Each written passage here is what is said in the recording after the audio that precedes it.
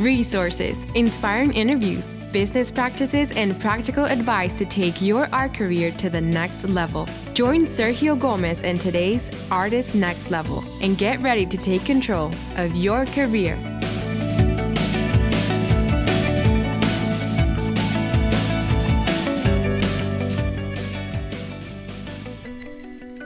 Well, hello, my friend. Welcome to the Artist Next Level podcast. Super happy to be here with you today.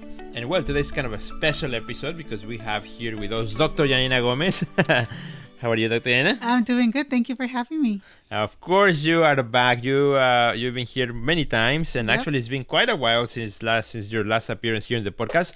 I'm very happy because today we're going to talk about facing our inner critic, which is a topic that I think feels very close to all of us, because I think as artists we have conversations with our inner critic just about on a daily basis. Right. So I think it's going to be a great chat, particularly as we are also just getting ready to launch our book that we both co-authored, Self-Sabotage and Live Fully, the artist's wellness journey to confidence and success. Yes. And it's been really fun working with you through that. So we're going to share all this with our friends here in the podcast and talk about that inner critic that kind of comes our way, sometimes when we least expect it. So before we do that, just quick, give us a quick update, Dr. Yanina, what you've been doing.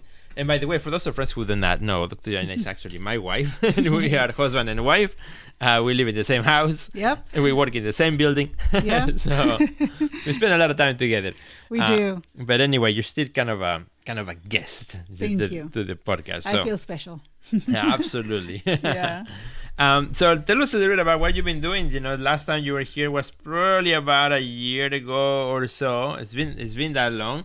I know you wrote a book for moms. Yeah, that was a while ago. So tell us what happened after that, and kind of which leads us to this one. Yeah, that book, the title of that book is Moms Don't Quit. And basically it is a book that I wrote for mothers of preteens and teens, providing advice and practical strategies to help parents, because I wrote it for parents. It just happens to be that I'm a mom, so I decided to use the word mom, but it's for moms and dads, and it's just to provide them with strategies to help them go through that preteen and teenager years in a healthier way. Mm-hmm. So from that book, I developed courses and workshops, and I have been sharing all these strategies with parents from different parts of the nation, and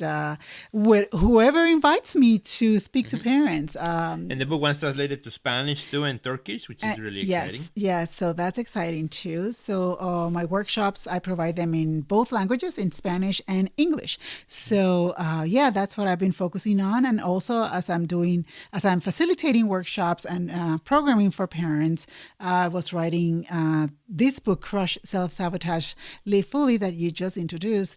And it's been wonderful. It's been quite a journey. And in between books, for friends who do not know you, you, as a psychologist, you're also part of the Next Level Academy, right? Providing support. Once a week, you go live and answer questions regarding once a month. Wellness. I'm sorry, once a month. Yes. You go live answering questions, helping artists like me and like many others who are part of the Next Level Academy, which is our coaching program. With our wellness, with our mindset, so you know really well the heart of the artist. You know really well. Well, you live with one, but besides me, I'm not. Yeah. I always say every artist is different, and every artist, kind of has their own way of working and so on. However, we all kind of face our inner critic, and I think that's so a question that comes often. One day we walk in our studio and then we love what we do. The next day we come back, it's like, this is a disaster. What was I thinking about? Next day you love the show you're putting together. You walk in the next day like, I'm not sure if this is good enough. I don't know if people will like it. You write a post for your social media, you post it, 3 seconds later, now you want to delete it. Right. I don't know if that's just me, but I think, from your experience talking to, hundreds of artists, that this kind of happens to everybody, probably to our friends who are listening. So that's also something that you've been doing behind the scenes as you are as I'm writing the book, as I was writing the book. Absolutely. Yeah. And it's been interesting because, like you were saying, we founded the Our Next Level Academy together, and I have created programming courses for our student members. And the courses focus on mindset and emotional wellness, how to deal with those mindset blocks that are based on when we listen to our inner voices, when we listen to our inner critics. Also courses on stress, and also courses on negative thinking, and all those things. If you look at them, they are all linked to your inner critic or critics. And, we are very complex human beings, and we're not just one whole. We are a whole divided in parts. And within ourselves, we have different parts, and they all have different responsibilities. I can, in a simpler way of explaining this, like when you have to make a decision, when you have to decide whether A or B, there is one voice in your head that is cheering up and trying to convince you to make the decision or choice A, and there's another voice or part of you that is trying to convince you to go that B path. So that's kind of an example of our inner parts, our inner voices. And, I have been in one of my goals is to teach artists the beauty of understanding your inner world and having that inner dialogue with those parts, and getting to know those parts, because our inner critic is not our enemy. And we usually associate our inner critic as an enemy that is trying to put us down, that is sabotaging our thoughts, that is sabotaging our opportunities, that is kind of feeding into our insecurities, our self-doubt, and so forth. And what happens is that when things like that happen, there might be a miscommunication between you and your inner critics. And because the purpose of the inner critic is just a protector, it's just trying to protect you from failures, from disappointments, from past experiences, from past pains. Usually our inner critic is like the one that is pushing us up, and know the inner critic knows that we can do better, and we can but also knows that we have gone through disappointments and pains, and no one wants to go through those emotions twice, or for the third time, or the fourth or fifth. So it's the whole idea of, what we're trying to teach in Crush, Self-Sabotage, Live Fully, is that our parts have their purpose. And when we start having that inner dialogue, that internal dialogue, and getting to understand our parts and their purposes, and start managing and having these conversations, and almost convincing that inner critic that yes, you can do what you have set yourself to do, and having this conversation with your inner critic, and allowing your inner critic to be part of the conversation and give their insight of it. But at the end of the day, you, the self, is the one that make the choices. That sounds very interesting. I don't know, correct me if I'm wrong, but thinking about as we mature and develop as individuals and as an artist, as creatives, when we are kids, this inner critic or protective voices, begin to also take shape and form. So as we mature and grow, and as we get smarter, so those are inner critic, right? Right. We cannot outsmart our inner critic, because it's part of who we are. You, right. It's part of us. And that's kind of like sometimes the weird part to kind of understand, that the inner critic, as you say, it's not our enemy, but it's ourselves. It's another version part of yourself, ourselves. Yeah. And kind of visualizing that, it's quite interesting. Something that I think you often talk about with our community, with the artists in the next level, and and other content that you have created too. It's the importance of being in tune and being aware of these inner critic, or these voices, these ideas that come into our head. Because I find them that a lot of times they're not just kind of like protecting you for the things that are coming, but also they can really put a dent on your mindset on things that you have done in the past. Right. Like, oh, you did that, you did it wrong. Right. And you don't want to go through that pain again. Exactly. Why do it again? Why try? Why taking that route? Remember 10 years ago that you failed, but of course, your inner critic is not going to remind you that maybe you failed because you were not ready, that you were not, so it's almost like their job is to not to repeat pain or disappointment. So yeah. And could it also be to not only to not to repeat the pain, but also kind of remind you of the things that you've done wrong. Right. As well. Right. So you kind of live on with these thoughts, and it's like, oh, I should have done that. I should have gone for architecture instead of painting. Right. Yeah, for sure. Absolutely. I would be in a different place. Those kinds of things that, at the end of the day, when you have all those thoughts, those ideas invading your present, then sabotaging your time, your ability to stay focused on the work, and your ability to make progress as an artist, I think. So, that's why I think this book is so important and so relevant for artists, creatives. And we made this book for creatives because, of course, I'm a creative and you're working with creatives. But it's really the advice that you provide in the book. For anyone. It can help anyone because we all have these inner critics.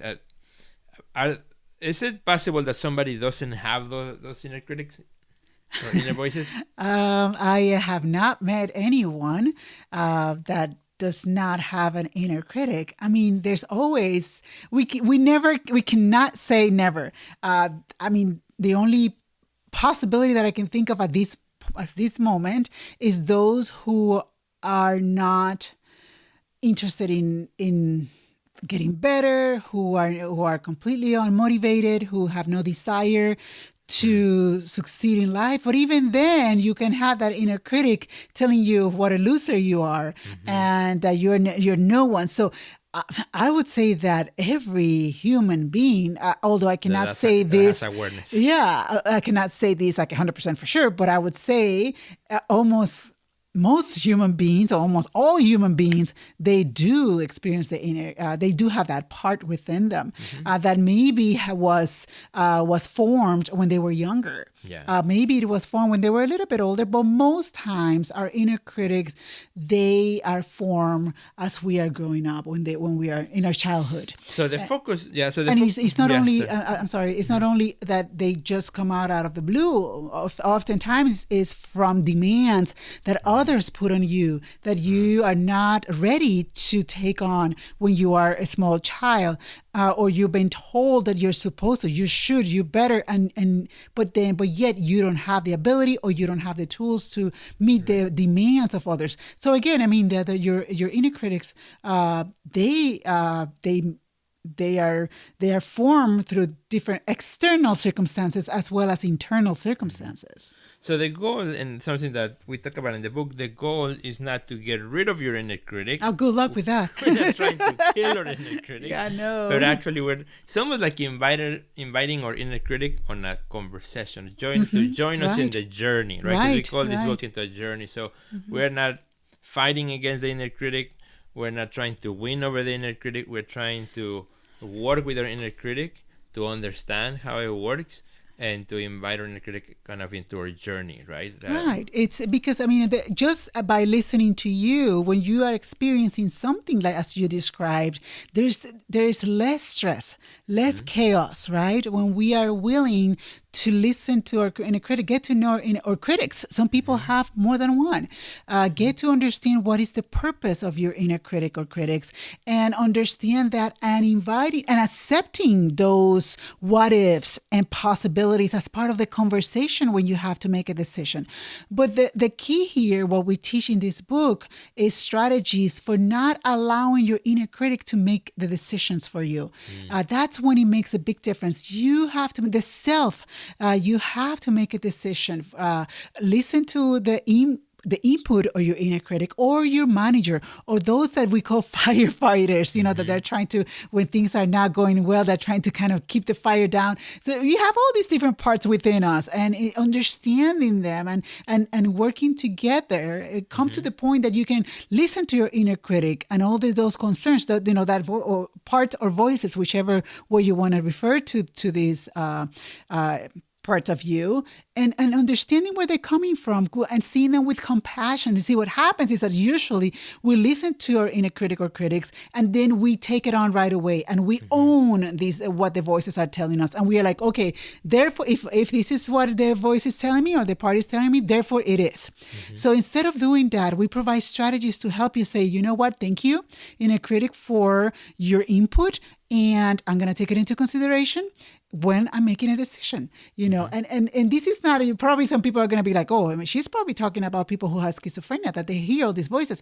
No, as I explained before, we all have this inner dialogue, especially when we are facing decisions, when we're going to do something that is outside of our comfort zone, beyond something new that we have never done. You always have that. Some people call it like the angel in one ear, and then the devil in the other, whatever form you want to call it. But we do all, if we can come from the position that we all agree to that, I think you know what I'm talking about.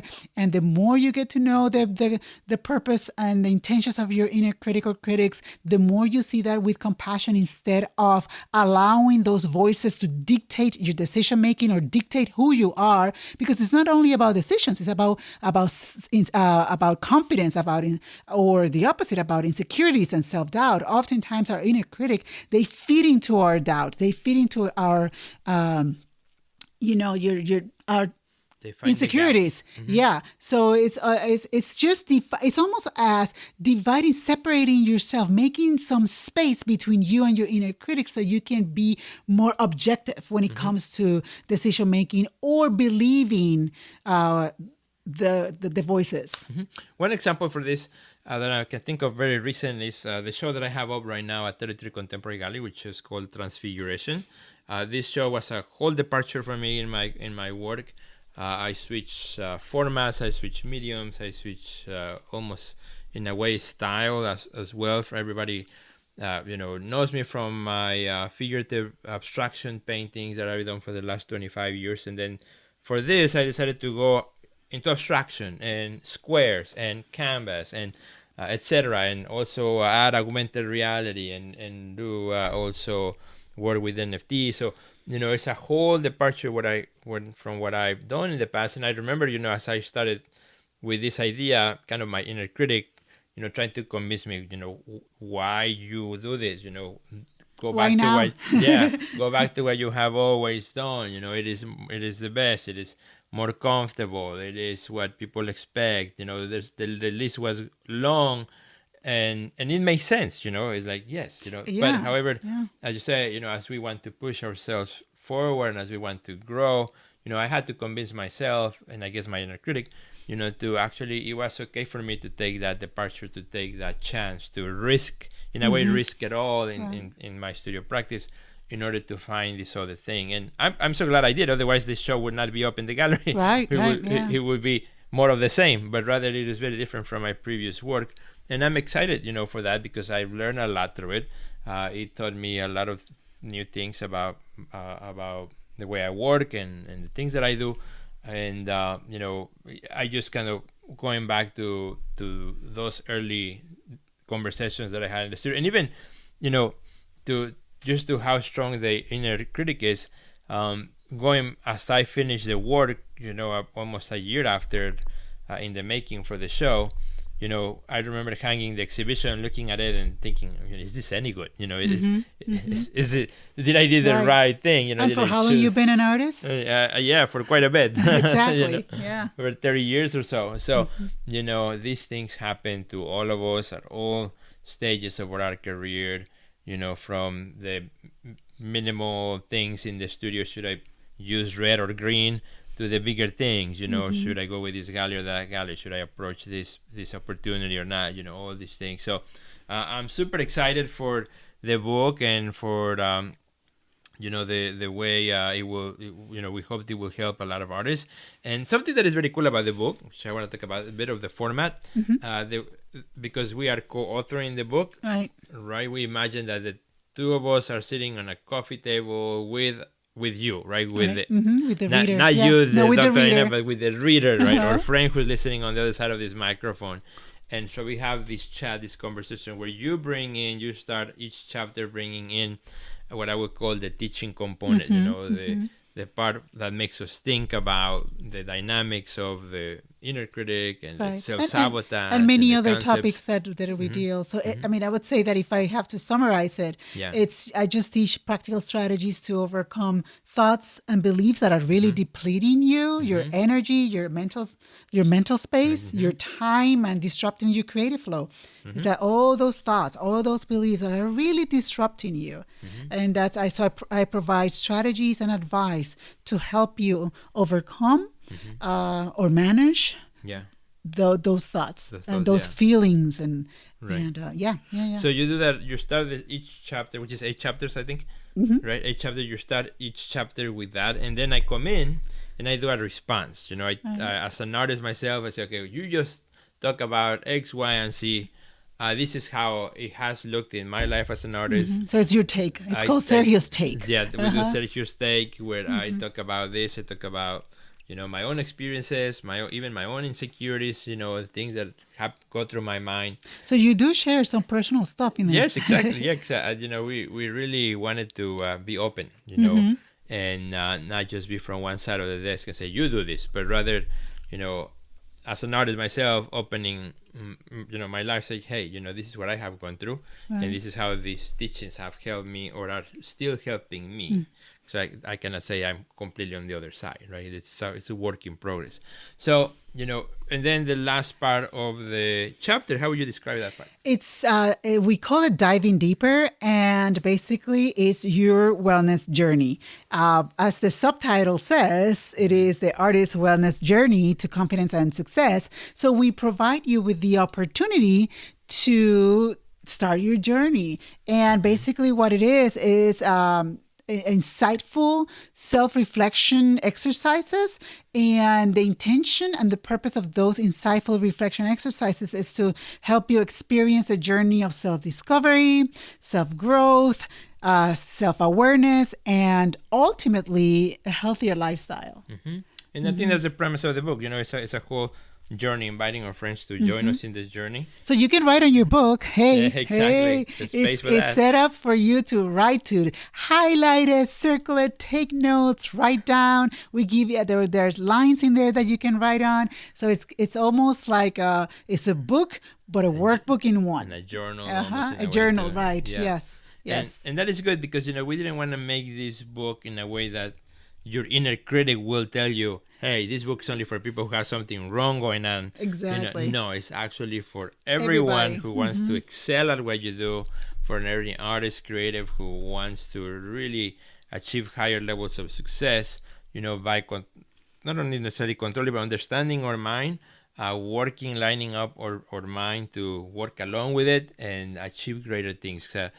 Somebody said, like, success is like 80% starts in the brain, Exactly. And so it's so important for that. So the good news also is that this book will be available for everyone worldwide on June 25th. That's when it launches. You'll be able to find it in Amazon as usual, wherever the books are sold. If you go to your local bookstore and they don't have it, you can request it, ask for it.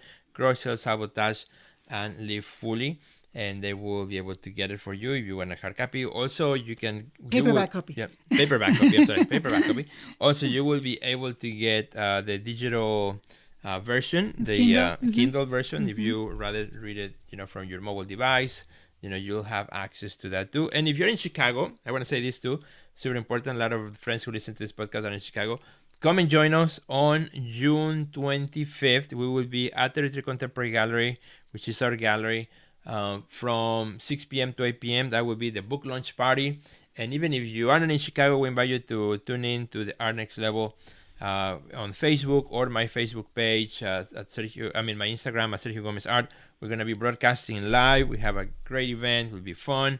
And it's going to be really, really exciting, to launch this project, which is like 1 year in the making. Yeah, we're super excited about that. Absolutely. And as we wrap it up, if we could leave one thought, one kind of idea, one little hint that could help our friends, kind of like with this idea of facing your inner critic, just one that you could share, with our friends here.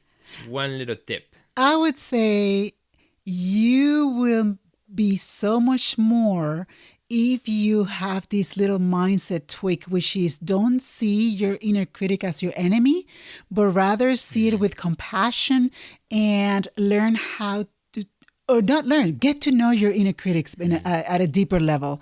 Invite your inner critic for coffee. Invite your inner critic, yes, definitely. And yeah, so that will help you when it comes to self-sabotage, when it comes to self-doubt, when it comes to insecurities, that you will start to manage all these feelings that are going to happen. We cannot promise you that it will never, read our book and you will never experience self-sabotage. No, that we will never say that. That we will never say that. But you can learn strategies to work alongside and get to know your inner critic, understand your inner critic, and understand those parts of you that are there to protect you. And just get to know, have that inner dialogue and get to know what's going on within you. Take care of your emotional wellness. It is so important. Super. Well, thank you, Dr. Yanina. We have run out of time.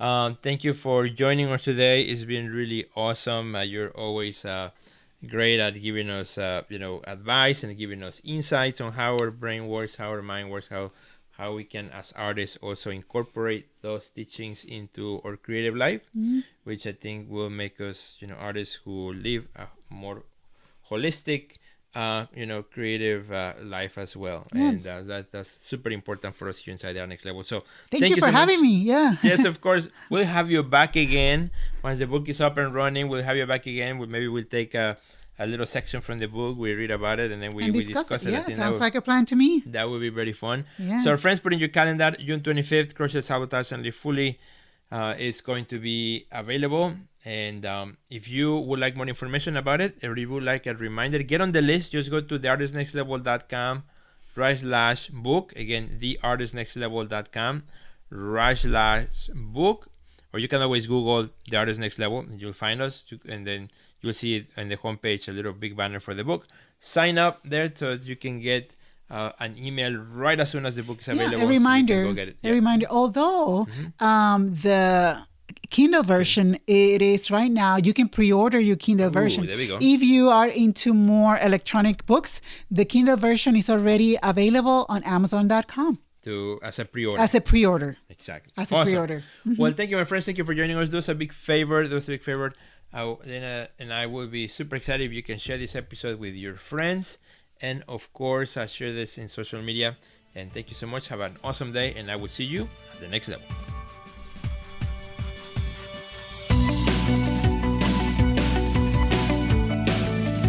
Check out our website at www.theartistnextlevel.com, where you will find our podcast library, learn about our upcoming webinars, find resources relevant to your career, and much more.